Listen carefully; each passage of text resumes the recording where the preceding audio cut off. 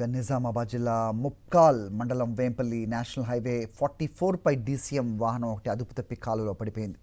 Pipe లోడ్తో వెళ్తున్న DCM vehicle అదుపు తప్పి కాలువలో పడింది. ఆదిలాబాద్ నుంచి హైదరాబాద్ వైపు వెళ్తున్న ఈ క్రమంలో కిసాన్ నగర్ వరద కాలువ వద్ద ఈ ఘటన జరిగింది. డీసీఎం డ్రైవర్ చనిపోయాడు. మృతుడు నిర్మల్ జిల్లా వాసిగా గుర్తించారు.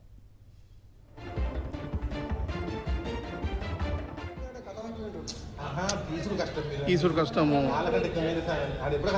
కథ మంది తెలియదన్నా.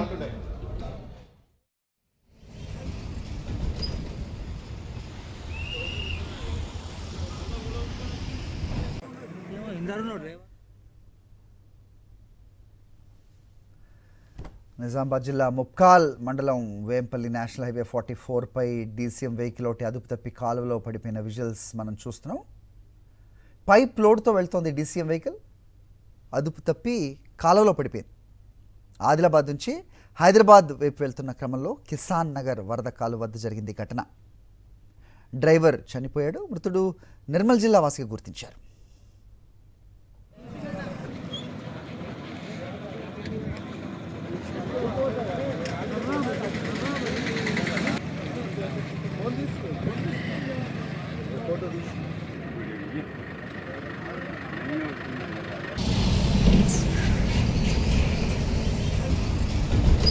మరిన్ని అప్డేట్స్ కోసం ఛానల్ను సబ్స్క్రైబ్ చేయండి. నోటిఫికేషన్స్ కోసం బెల్ ఐకాన్ పై క్లిక్ చేయండి.